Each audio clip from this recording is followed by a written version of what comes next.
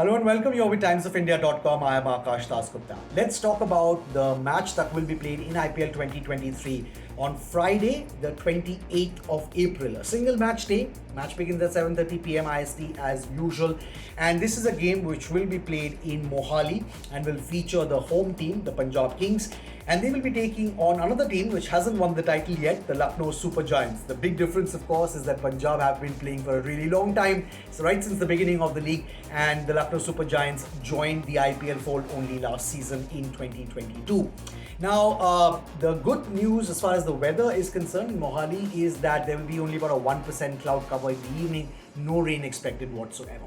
Now, this really is the most exciting stage of the tournament, isn't it? Because this is the halfway stage. Some teams have gone past the 7-match mark as well. And so far, as you have seen, this is a very, very open season. So there's everything really to play for, especially for teams like Punjab and Lucknow, who find themselves somewhere in the middle of the table on 8 points each.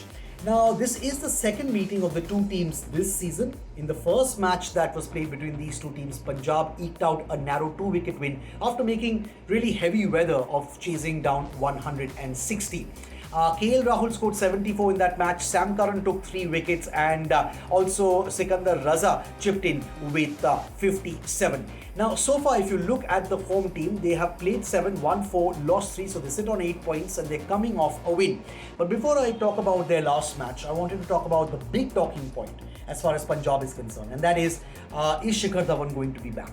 He is still nursing that shoulder niggle. Remember, Sam Curran has been stand-in captain for Punjab, and without Shikhar, the Punjab batting seems to be a little exposed because he's someone who can make a really big impact, of course, at the top of the order.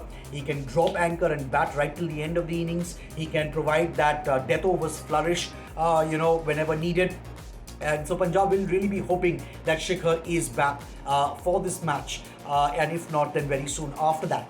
His 99 that he scored against Sunrisers Hyderabad in this season, as wickets kept tumbling all around him, that, according to me, has to be one of the best knocks I have seen so far under pressure in IPL 2023. Now, as far as the last match is concerned, Punjab beat Mumbai in that game by 13 runs.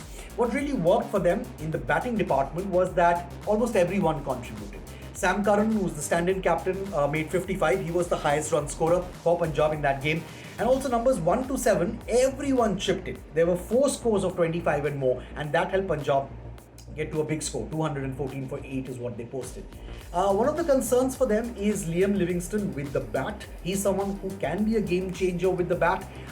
In the last match, he fell for 10, which happens to be his highest score so far this season. He's played only 2 matches, scored 12 runs. In the last game, he was stumped off Piyush Chawla, if you remember. Livingstone is someone who hasn't really had the smoothest of cricketing careers so far. He made his T20I debut for England in 2017, but since then has played only 29 T20 internationals. He does have a T20I century under his belt though, and a strike rate of about 148.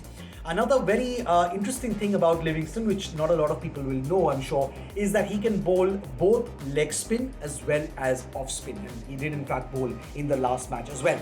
Now, another thing that Punjab really need to look at is the trio of hard-hitting Indians that they have in Harpreet Singh, Jitesh and Shah Rukh Khan. Now, all 3 of them seem to be pretty much in the same mold. If you talk about someone like a Harpreet, he's been getting the starts, but hasn't really managed to really explode and force the pace, as it were. He's been batting at around number 5, with Jitesh and Shah Rukh usually batting lower down. But they do seem to be similar. Can Punjab use them better, spread them out more? Perhaps let us know what you think about that in the comment section below.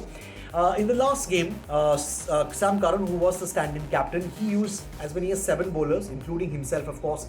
And the standout bowler, not surprisingly, was Arshdeep Singh. And he's really one bowler who's been a big find for Indian cricket overall in recent times, hasn't he? In the last match, he had figures of 4 for 29. Curran got the man of the match for scoring 55, even though everyone, including myself, felt that Arshdeep should have got the man of the match. And Curran, in fact, also in the post-match presentation said that he felt that Arshdeep should have got the man of the match award and not him. As far as Curran himself is concerned, we know that he can be a very effective all-rounder.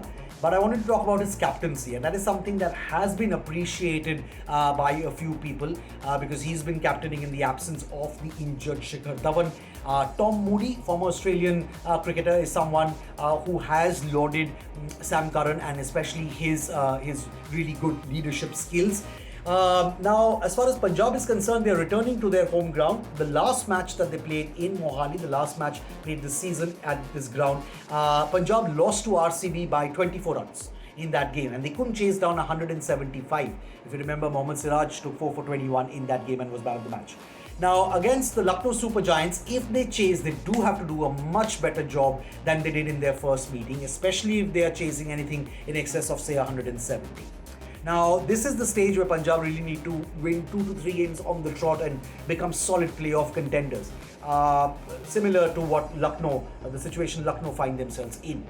Talking about Lucknow, again 8 points, played 7, won 4, lost 3, but they are coming off a loss, unlike Punjab. In the last match, they lost to Gujarat Titans by 7 runs.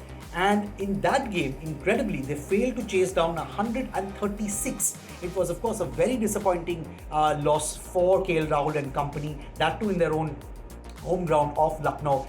At one stage, they needed 31 of 36 with 9 wickets in hand and lost the match from there.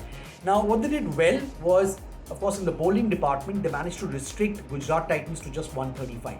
6 bowlers were used by Rahul in that match, and barring Ravi Bishnoi, the others all had economy rates of less than 7, and that is extremely commendable in a T20I match.